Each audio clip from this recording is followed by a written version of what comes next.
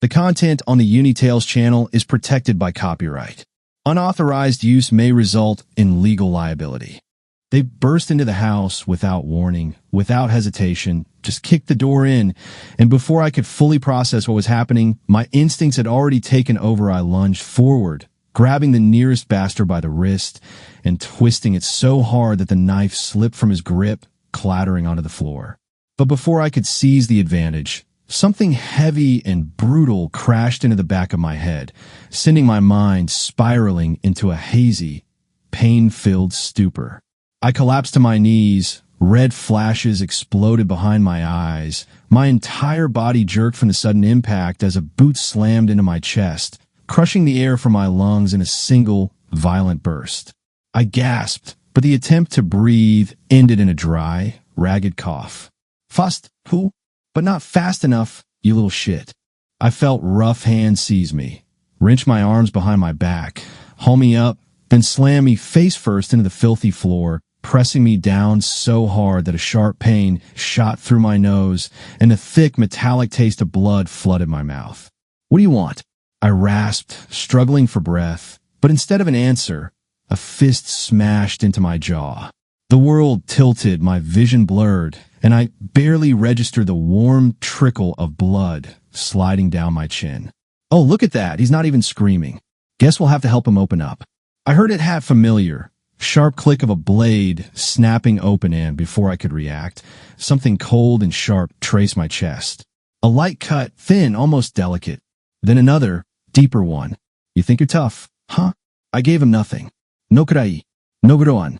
Just a steady, unflinching stare straight ahead, refusing to blink, refusing to look away, refusing to let them see that they had any effect on me. That pissed them off. A new punch to the gut, followed by another to my ribs. The air ripped from my lungs again, pain shot through my chest, but I forced myself not to bend, not to break, not to give them what they wanted. God damn it, he's still holding out. I heard their laughter, rough, mean, laced with mockery. They hauled me up, shoved me onto a chair, wrenching my arms back and tying them down so tightly that my wrists throbbed under the pressure. You're all gonna die, I whispered, gathering the last of my breath, locking eyes with the closest one. Did you hear that? He's gonna kill us. Yeah?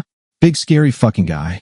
One of them leaned in, his breath stinking of booze and stale cigarettes, and before I could say anything else, he dragged his knife across my shoulder, not deep, but enough to make sure I felt every second of it. Warm blood oozed down my skin, soaking into my shirt.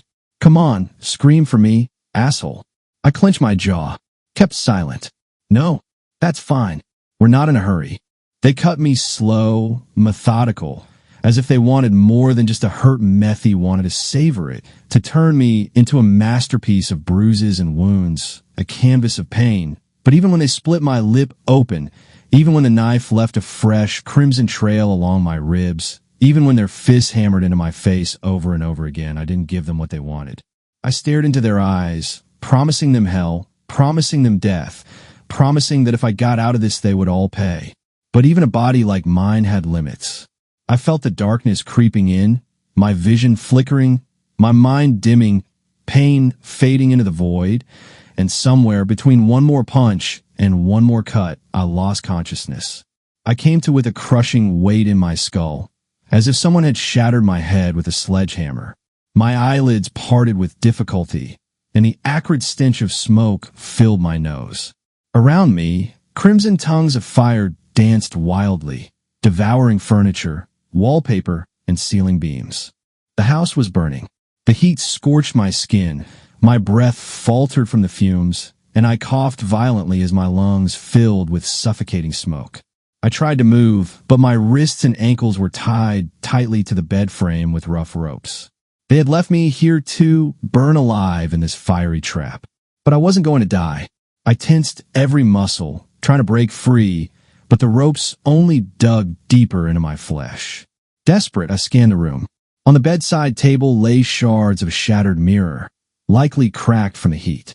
One of the pieces was long enough, sharp enough. I began to rock back and forth, stretching toward it. The fabric of my pajamas caught a stray spark, igniting in an instant. A searing pain tore through my side, and I screamed, but the last moment my fingers clutched the glass shard. I squeezed it tight. I began sawing through the ropes. Each breath grew heavier, the smoke thicker, my body weaker. Finally, the rope gave way. I tore free, ripping off the burning fabric, slapping out the flames on my arm.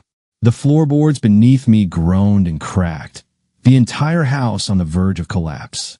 I lunged for the half-collapsed wardrobe, shoved it aside, revealing the hatch beneath me only escape. I dropped into the secret basement, into its cool darkness, then crawled into the narrow tunnel I had dug long ago as a last resort escape route. Behind me, the house crumbled, sending dust and embers through the passage. I clawed my way through the dirt and stone, dragging my battered body forward, until finally I reached the outside. Fresh air. I sucked in a desperate breath, stumbled to my feet, and ran. But then I stopped. I turned back, standing atop the hill, looking down at the raging inferno that was once my home. And there, standing in front of it, was a group of men. Among them, I saw him immediately, a tall man with graying temples.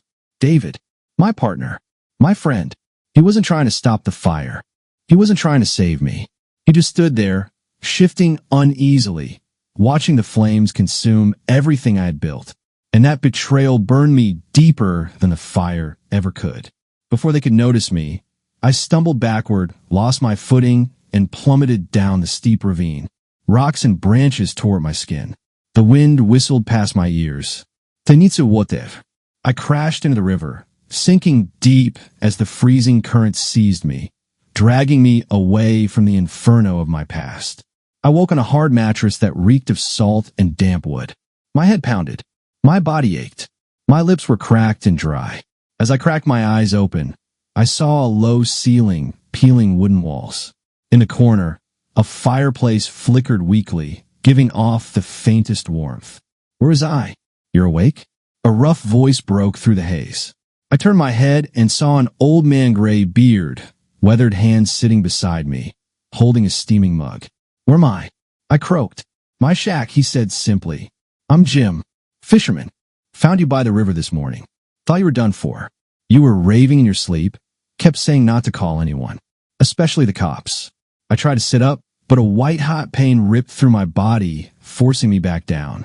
Easy, Jim grunted, setting the mug down and pressing a firm hand to my shoulder. You've got burns, bruises, and a hell of a lot of broken skin. Used to be a rescue worker back in the day, so I know what I'm doing. You'll live. I gave a weak nod, trying to gather my thoughts. No one can know I'm alive, I murmured. If they find out, it won't just be me in danger. Jim studied me for a long moment. Then he gave a slow, knowing nod. And just like that, I stayed in his shack. Weeks passed. My wounds healed, but the pain inside me didn't. I had too much time to think. Too much time to remember. I've been a happy man once. I had a family. Marry, beautiful wife, and our daughter, Kayla. I had been a soldier, and after the service, I built a business, a real estate empire. We lived well. We traveled. We sailed on yachts, dined at the finest restaurants, and spent evenings filled with laughter and warmth. I was a good father. Kayla was my light. I taught her to ride a bike, helped her with her homework, read her bedtime stories, and Mary, we were perfect together.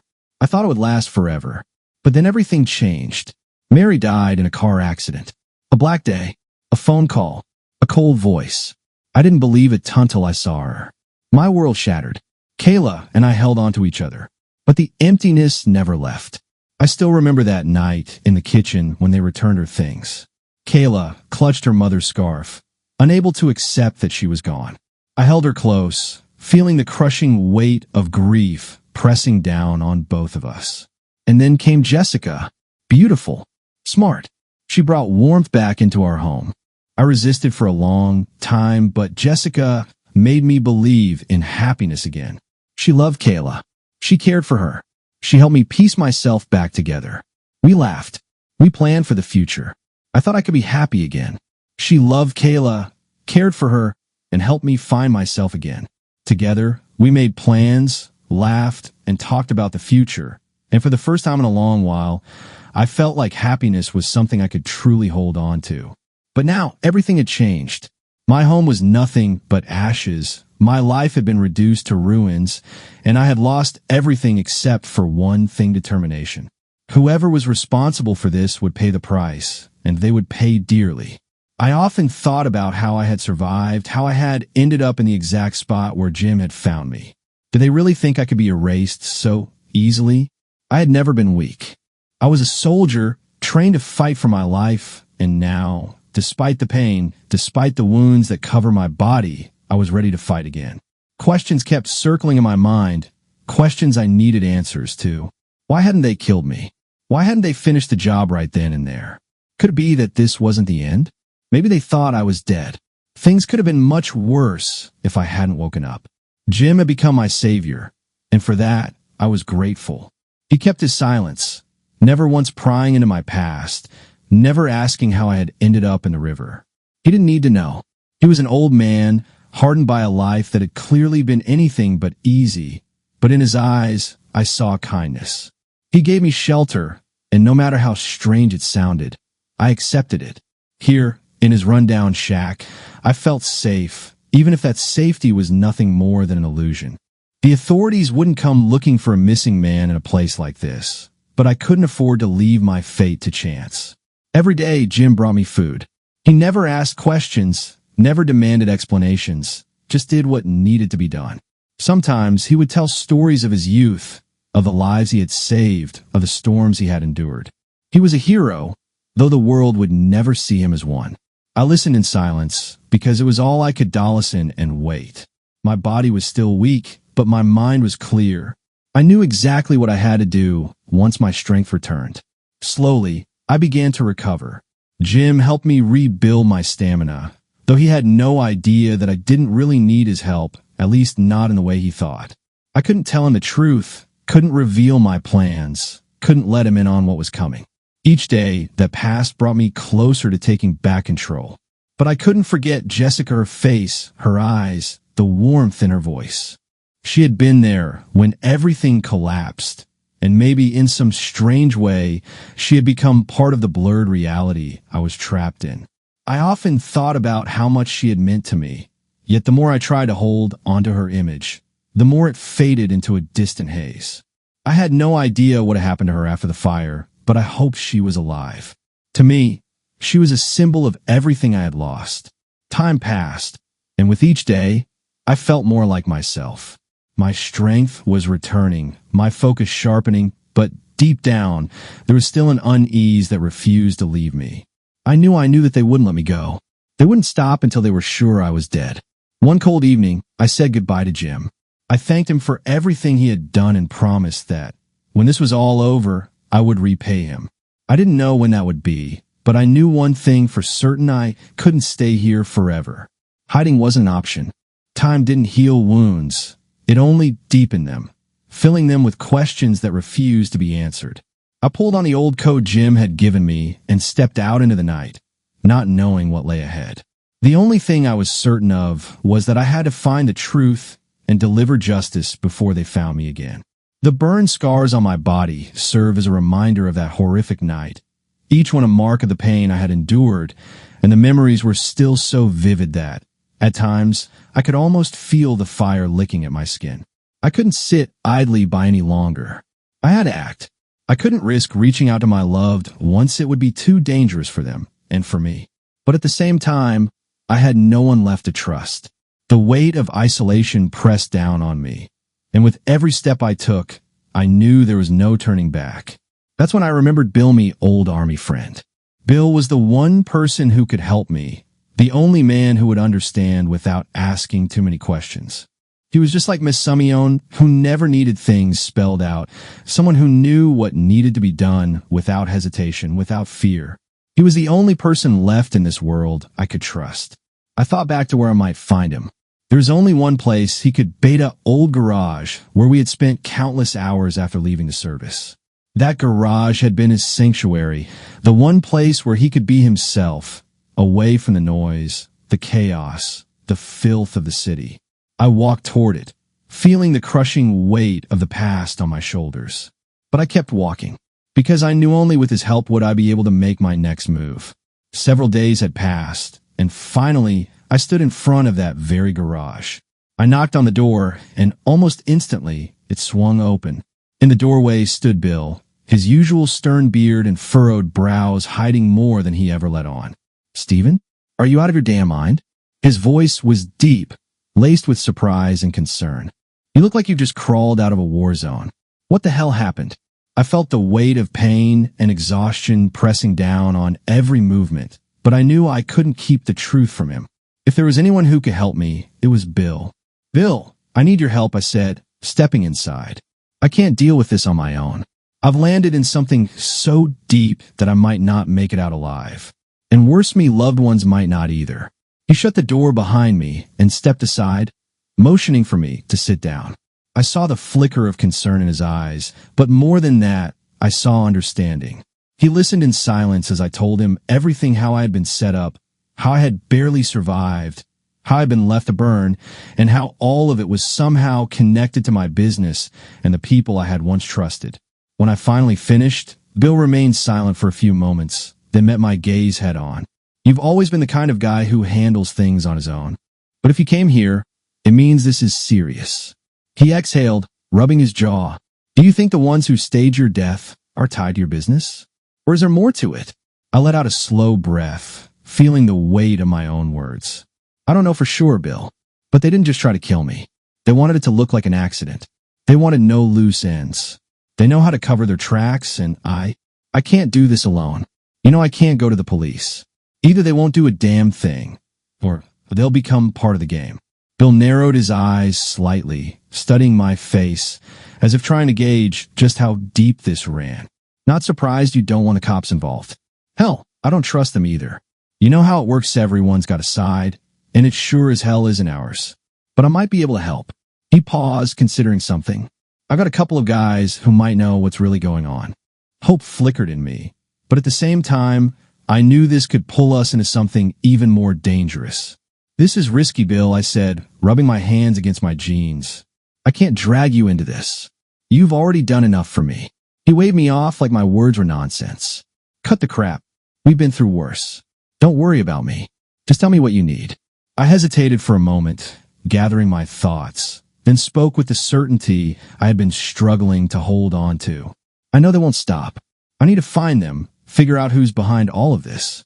And I know you can help me find the right people to make that happen. We need to track down whoever orchestrated this and deal with them before they get another chance." Bill listened intently, then finally asked, "You want to find them and take them out?" I nodded without hesitation. "Not just take them out, Bill. I need answers. I need to know why they tried to erase me. Who gave the order? Who's pulling the strings?"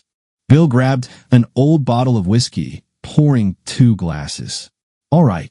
We'll work together. I know where to start and who to talk to.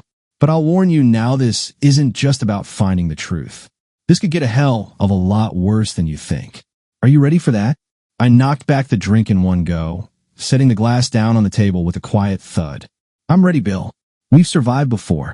Now we fight for the truth." He studied me for a long moment before a small, knowing smirk pulled at the corner of his mouth. "Then so be it. Let's get to work." When Bill found out where my daughter, Kayla, had been sent, I felt the ground disappear beneath me. A remote, high-security boarding school for troubled youth, locked away in a place designed to break kids, to strip them of hope, to bury them alive in a life they never asked for.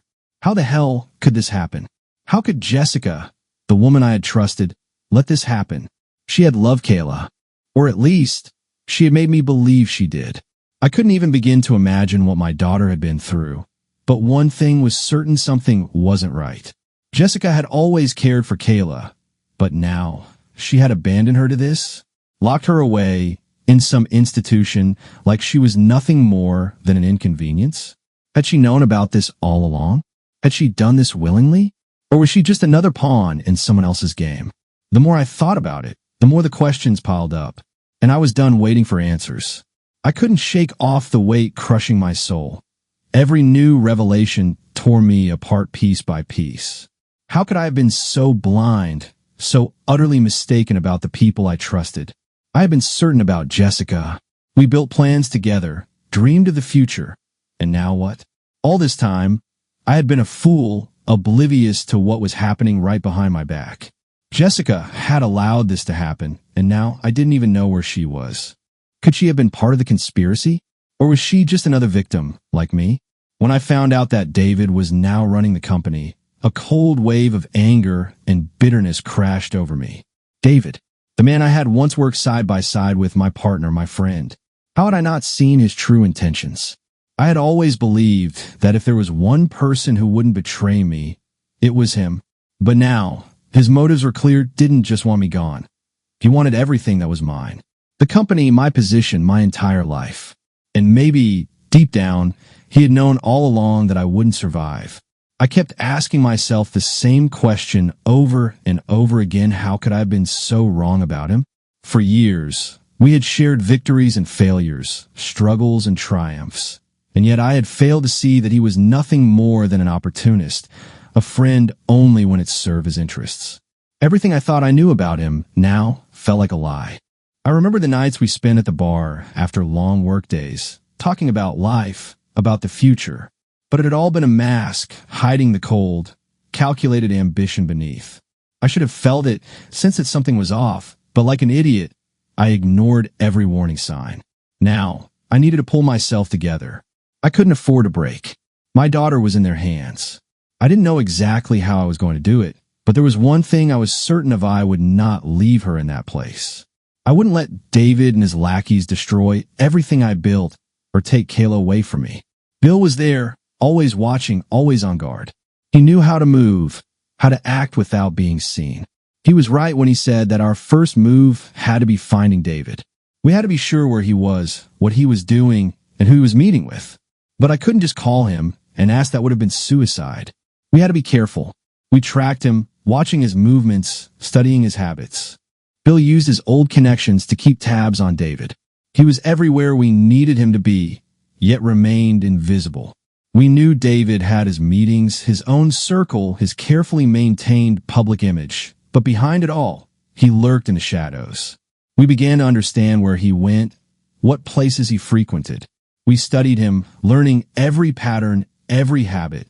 And then, finally, we found him. Dressed in his tailored suit, the usual smug smirk on his face, he looked as confident as ever. He didn't look like a man who had betrayed a friend. On the contrary, he looked like someone in control, someone thriving. I couldn't understand how he could be so calm. My eyes moved over him, searching for any sign of guilt, any crack in his facade. But there was none. He was guilty, I knew that much, but he had convinced himself otherwise. Bill, sensing the tension in my posture, gave me a silent nod. He knew I was ready. We couldn't wait any longer. We had planned this down to the last detail. That night, we followed David as he left a meeting with one of his business partners. He was in a good mood, walking down the street with an easy stride, as if he didn't have a care in the world. We moved in the shadows, tracking his every step. Eventually, David entered one of the high-end hotels where he frequently conducted his business meetings. It was the perfect moment. The second he stepped out of the hotel, we were ready. Bill and his men emerged from the darkness, swift and silent. Before David even realized what was happening, we had grabbed him and shoved him into the waiting car. There was no time for him to scream, no chance for him to fight back. Without a word, we drove him to an abandoned sawmill on the outskirts of the city, a place where no one would ever find him. By the time we dragged him out of the car, he was still in shock, completely disoriented. We threw him onto a chair and pulled a burlap sack over his head.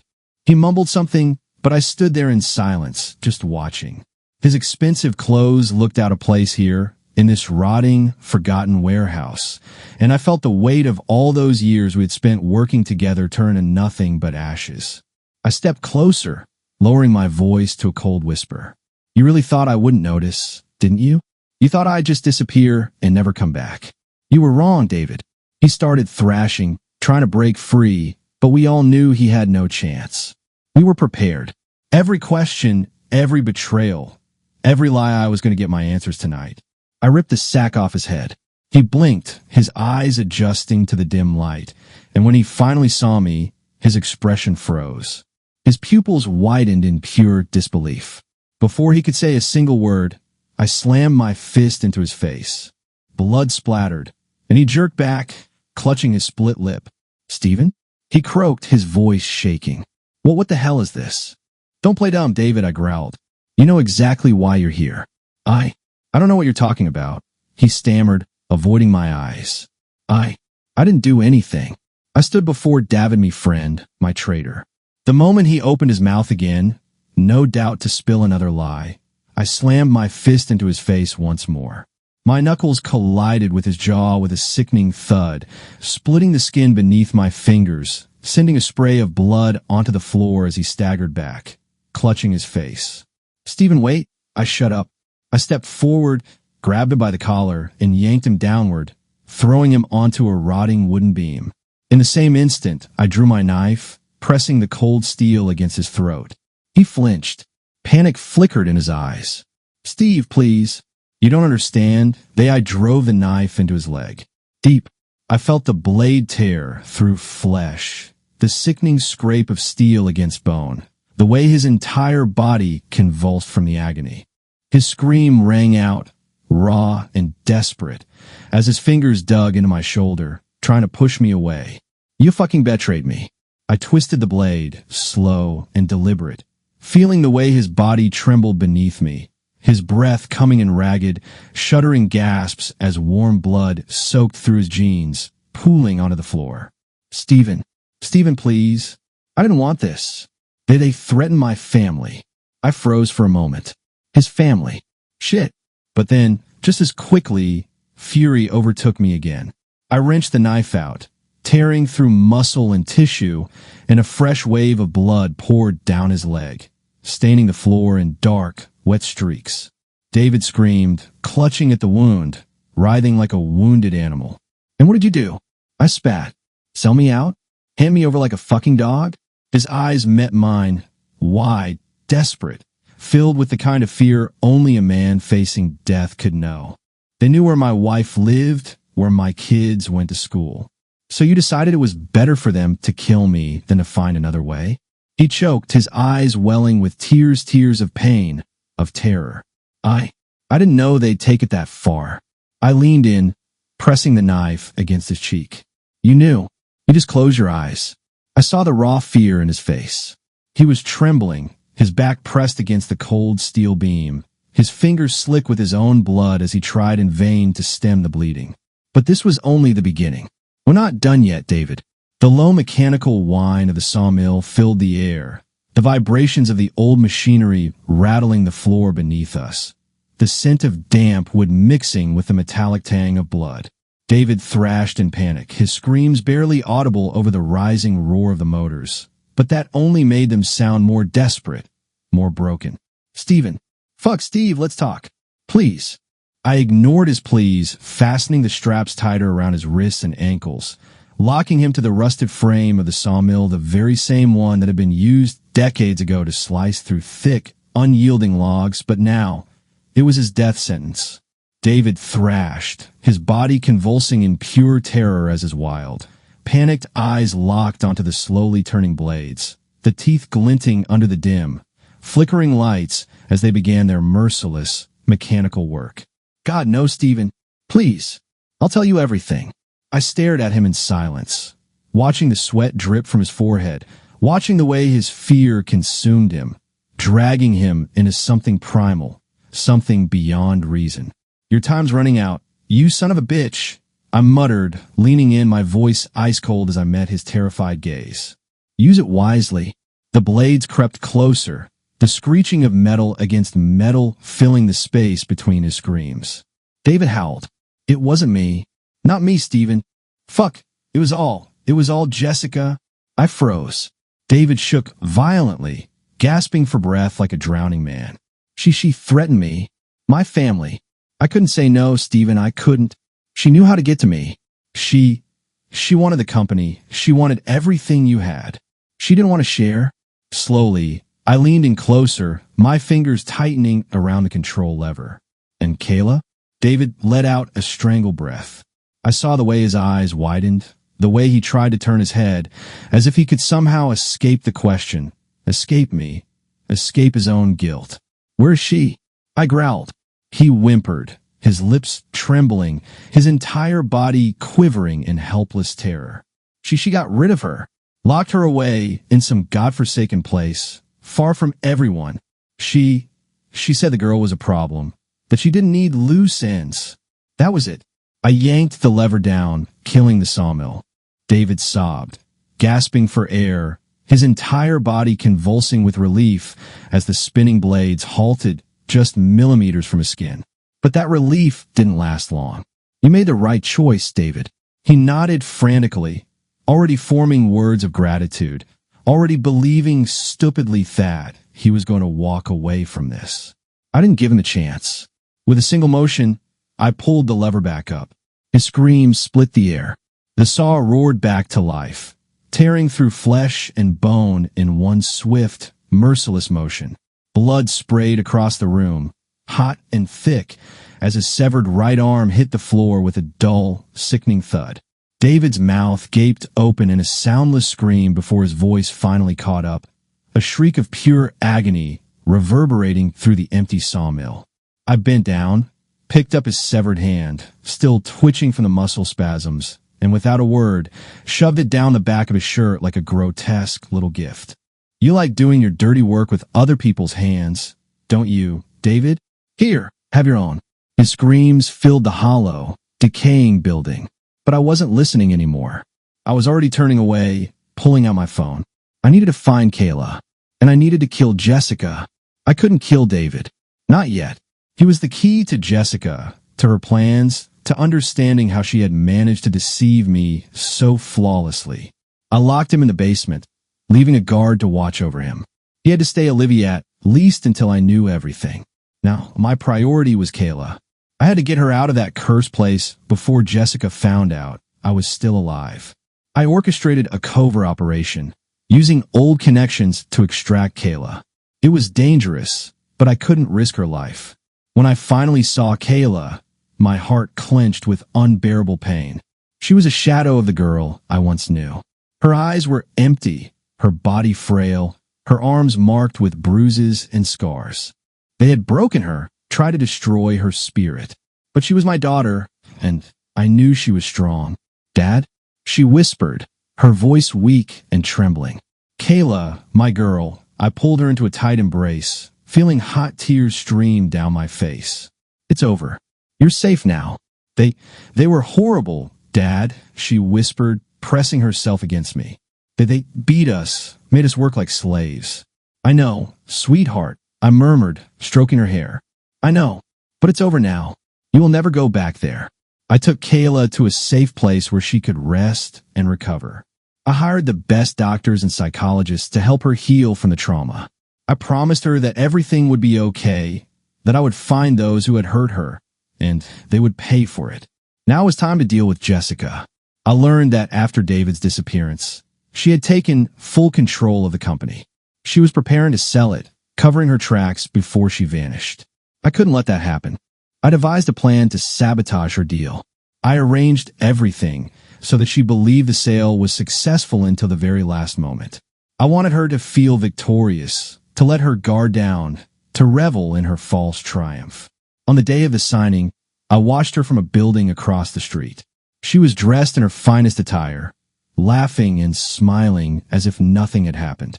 She truly believed everything was going according to plan. When the contract was signed and the celebrations began, I made my move. I called the lead buyer and informed him that the deal had been canceled by the rightful owner of the company. Then I watched as Jessica's phone started ringing. She went pale. Her smile vanished. She tried to explain something, nervously muttering into the receiver, but I could tell they had already hung up on her. Frantically, she grabbed her phone again, attempting to call the buyer back, but it was too late. The deal was dead. What is happening? She whispered, her voice shaking. At that moment, I stepped into the conference room. Jessica turned and froze. Her eyes widened in sheer terror. Stephen? She whispered, her voice laced with disbelief. But how? I'm alive, Jessica, I said, my voice cold as ice. And I've come to take back what's mine. You can't do this, she stammered, her voice trembling. The company belongs to me. No, Jessica, I said, smirking. The company belongs to me. And now it's mine again. I stepped closer and grabbed the contract. She tried to snatch it back from me, but I was stronger. You ruined everything, Stephen, she hissed, her eyes blazing with fury. You ruined everything. No, Jessica, I said, a slow smirk curling my lips. I've only just begun. I laid everything out for her schemes, David's betrayal, what she had done to Kayla. She denied it all, but I saw the fear in her eyes. She knew I knew the truth. You're a monster, Jessica, I said, staring at her with pure disgust. You betrayed me. You betrayed my daughter. You betrayed everyone who ever trusted you. I did it for us, she murmured, her voice quivering. I wanted us to have everything. Everything?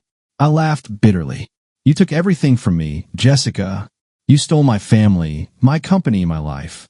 I saw the terror in Jessica's eyes. She was lost, completely unprepared for how this night had turned against her. But she knew that mere words would not get her out of this. She tried to maintain her proud, indifferent facade, but it was pathetic. Her entire body trembled with fear. She could feel something dark and merciless closing in on her, suffocating her, making it clear that she wasn't going to walk away from this so easily. That fear paralyzed her. Without a sound, two large men approached from behind and swiftly stuffed that lying snake into a sack before carrying her to a truck parked near the back entrance. I wasn't done with her, yet something still didn't add up. I could feel that I was missing a crucial piece, and now it was Jessica's turn to give me answers. When the sack was finally pulled from Jessica's head, she found herself in a desolate, God-forsaken placia, rotting swamp deep in the woods. Stephen, what? What are you going to do? Stephen, no, please, have mercy, please. Jessica sobbed. Mercy? On you, you wretched hag? Like the mercy you showed Kayla? Or me? You vile creature. Stephen, I'm pathetic, I know, but I'll tell you everything. You don't know everything yet. I'll tell you. She continued crying. Oh yeah? And what is it that I don't know? I wasn't alone. I had help. It was William. William Stinson is behind all of this. He's the one I was preparing to sell the business to. He orchestrated everything. I've been lying to you for so long. When you refused to sell the business to him, he came to me. We were lovers. He forced me to betray you, to set you up, to destroy you. That's how he deals with his competitors, eliminating anyone who stands in his way. And by the time I realized what I had done, it was too late, would have killed me too. The buyer under the fake name, Jack Sentinel, that was actually William Stinson. It's astonishing how the cold barrel of a gun pressed against the skull and the click of a cocked hammer can make a person start talking. Jessica was no longer holding back the truth. She spilled everything, absolutely everything, because that miserable creature had no desire to rot in this swamp. William Stinson, a scavenger, a monster barely hiding beneath the mask of a man. Suddenly, everything became crystal clear. That bastard had been after my business for a long time, but I had refused to sell. So, he found another way in. Corrupt, spineless Jessica had given in to temptation. She could never have orchestrated all of this alone. I had finally uncovered the real bastard who owed me a heavy debt, and that bastard was going to pay. Jessica trembled, too afraid to even turn her head, while I stood in silence, staring at her with pure contempt. My grip on the gun remained tight, my finger gradually pressing against the trigger. A sudden series of gunshots shattered the silence. I had turned the gun away, unloading the entire magazine right beside her ear. Remember this, you worthless snake. I'm giving you something no one would ever give me in a similar situation in your life. But don't get too comfortable. Don't fool yourself into thinking you're free. From now on, I will always be your shadow. Today you live, but tomorrow or the day after, who knows? I want you to wake up every morning knowing your end could come at any moment. I can take your life whenever I choose. I will come for you, and you won't be able to do a damn thing about it because you won't even see it coming. I turned away, got into the car with my men, and left that pathetic creature alone with her thoughts. Jessica disappeared without a trace. I never heard from her again, nor did I want to. I let David go, took his family, and left far away. No matter what kind of man he was, he had a family, and I wasn't going to take a father away from his children. William Stinson. His name had become a brand burned into my mind, a symbol of betrayal and deceit.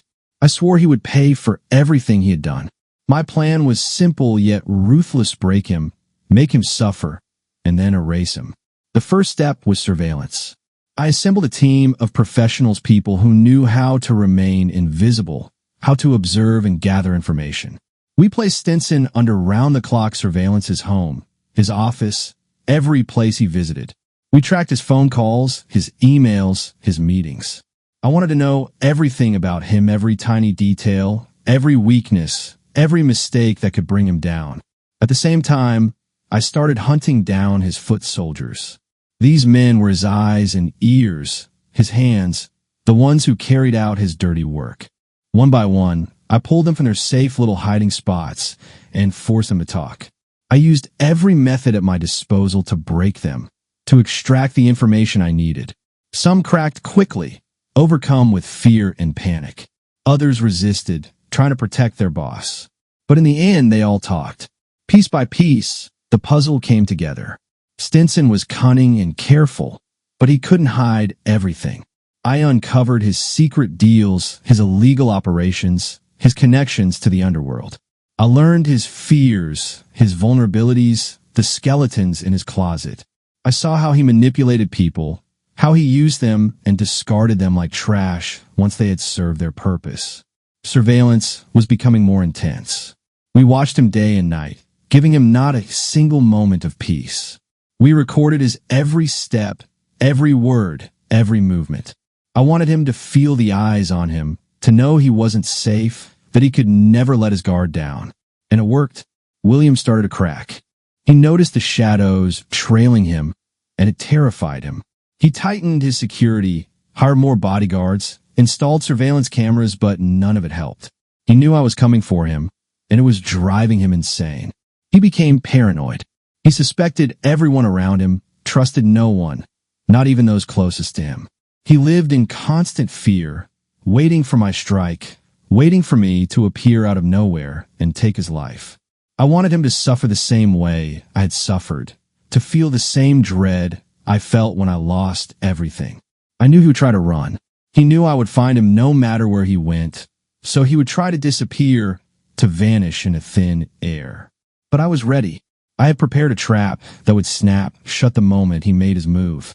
One night, when William was heading home after a late meeting, I sprung the ambush.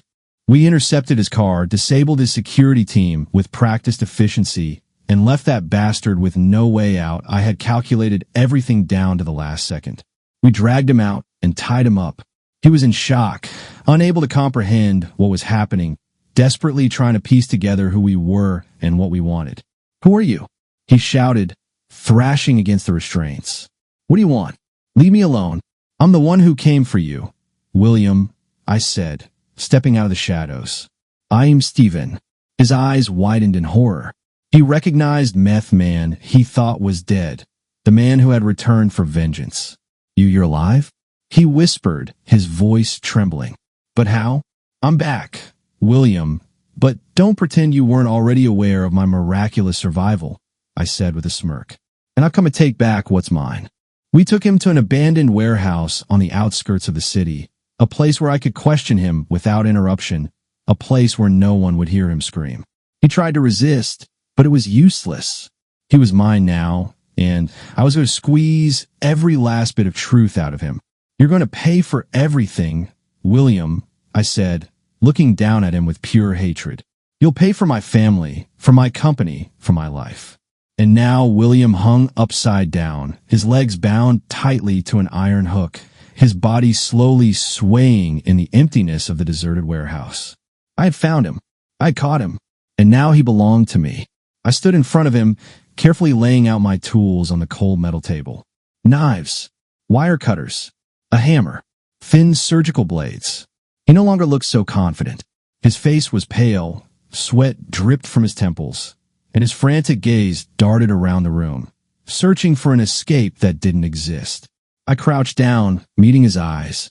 "What was it you said before?" I smiled, recalling his words when he ordered Jessica to get rid of my daughter. "Business is business? Stephen, let's Let's talk. His voice was hoarse, broken, but he was trying to hold himself together, trying to sound reasonable, to manipulate, to negotiate. I scoffed, grabbed the hammer, and drove it into his ribs with a brutal force. Crack! He screamed, his body convulsing, spinning slightly on the hook.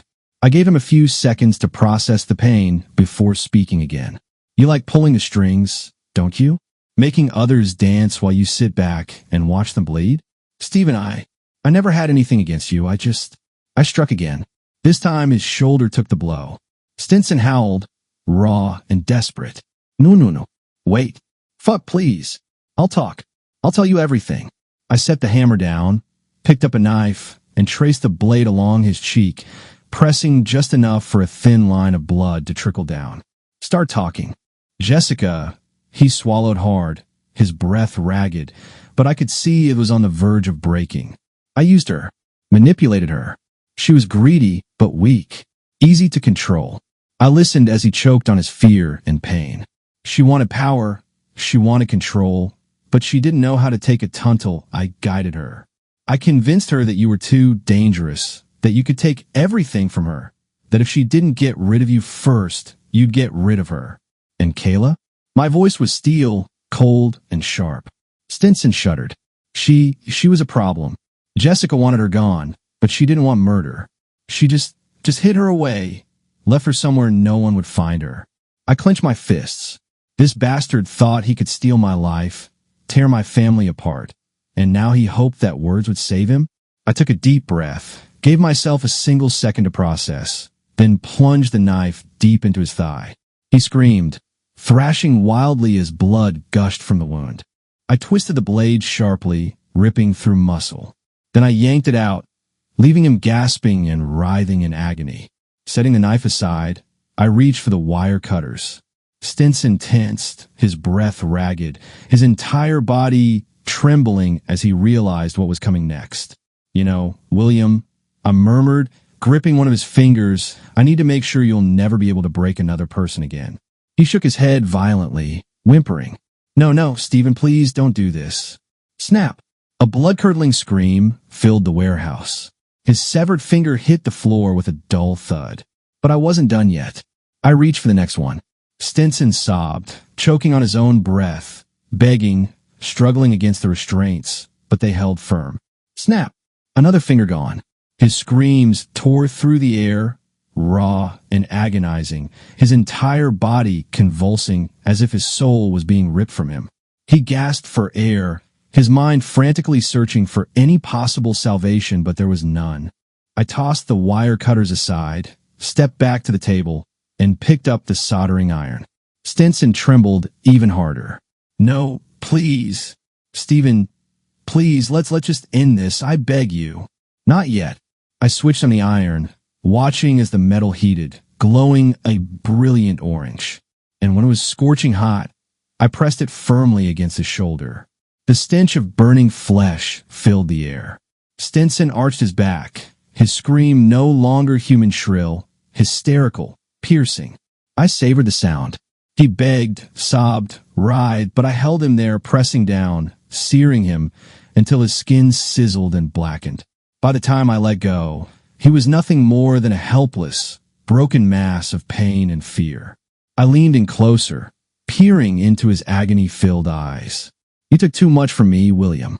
Please, he rasped, wheezed, choked. I don't believe in forgiveness. You're a monster, William, I said, gazing at him with nothing but disgust. You destroyed my life, and now I will destroy yours. No, I won't kill you, not yet. That would be too easy. I find it far more satisfying to watch as your pathetic life crumbles before your eyes.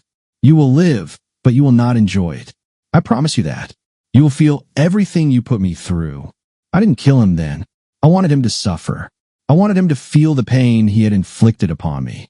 I wanted him to live in fear, knowing I could end his life at any moment. I let him live, but his life was already over. He lost everything: his company, his connections, his reputation. He became a shadow of himself, a man who lived in constant terror. But I knew he would try. William Stinson could never stop, even when he had nothing left. No money, no power, no allies. I had stripped him of everything, left him destitute, pathetic nothing. But the bastard still tried to come after me. He gathered a gang of degenerates like himself, stockpiled weapons, clinging to the delusion that he could reclaim even a fraction of what I had taken from him. But I was always one step ahead. That's why he was sitting in front of me once more, bound to a chair, his face bloodied, his hands trembling, his forehead slick with sweat. He knew this was the end. I paced slowly around the room, letting the silence settle in, letting him feel it before I spoke. "You're so stupid, William. So predictable." He coughed, spat blood, gave me a crooked, defiant grin. "You think you've won, don't you? Think you got away with it?" "I don't think, William. I know." He struggled against the straps, cursed under his breath, trying to muster some semblance of confidence, but I could see him shaking. "You could have just left me alone, Stephen. This isn't me. It was Jessica. She started all of this." I laughed. "Really? You're still blaming her? She was just a tool in your hands. You manipulated her, threatened her, fed her empty promises, and when she was no longer useful, you would have thrown her away, just like everyone else. That's what you do, William. But not this time." He shook his head, his face twisting in a pained grimace. "Stephen, listen to me. You don't understand what you're doing. We can make a deal." I raised a hand, cutting him off. "I'm not going to kill you, William." For a fleeting moment, his eyes flickered with hope. It didn't last long. I turned toward the door and gave a small nod. 3 men stepped inside, tall, silent, dressed in black. Their expressions left no room for doubt. They weren't here to negotiate. Stinson went pale. He knew them. "Oh shit. Shit. No. No. Stephen, you can't. You can't." I shrugged. "I can. And I am." One of the men stepped forward, placing a firm hand on Stinson's shoulder, squeezing hard enough that his knuckles turned white. "Been a long time, Willie." His voice was low, hoarse, dripping with venom. "Thought you could hide, huh? Thought we'd forget? Please, guys, let's talk." His voice cracked into a pitiful whimper. He started thrashing, desperate, but I just stood there and watched. "Oh, we'll talk," the second man chuckled, motioning to someone outside. A bark rang out. Stinson froze. A deep, guttural growl followed. I saw it then, a pure, unfiltered terror distorting his face. "Stephen, God, please don't do this." I leaned in, placing a hand on his shoulder. "You always loved controlling people, didn't you? Loved the way your words could make them tremble? For the first time in your life, you're going to feel that for yourself." I turned and walked away. Behind me, the men unfastened his restraints and dragged him toward the exit. He screamed, "No, no, please. Not like this. Not like this." They didn't listen. They dragged him out to the backyard, where a cage sat waiting inside, 2 massive dogs, starved, vicious, trained to kill. I stopped a few meters away, arms crossed, watching. One of the men gave a nod. The cage door swung open. William screamed, jerked, tried to run, but the first bite sank deep into his thigh. The sound of tearing tendons cracked through the air. His shrieks were deafening. The second beast latched onto his shoulder, yanked, hurled him to the dirt. They tore into him, ripping, thrashing, devouring him piece by piece. I didn't look away. They didn't kill him immediately. They savored it, tearing, gnawing, feasting while he sobbed, convulsed, begged. "Aowa! Help! God, help me!" A sickening crunch. One of the dogs ripped a chunk from his arm. He choked on his own screams, his body writhing in the dirt. They were eating him alive, piece by piece, gnawing, shredding, consuming. And all I did was watch. Stinson was no longer a man, just meat, a feast for beasts. At some point, his body convulsed one last time, then went still. "Well, that's that." One of the men looked at me, giving a satisfied nod. I said nothing. I simply turned and walked away, leaving the remains of William Stinson to the jaws of his own greed. After William Stinson was eliminated, my life slowly began to return to normal. Yet, I understood that the past had left deep wounds that would never fully heal. My main priority now was to create a safe and happy future for Kayla.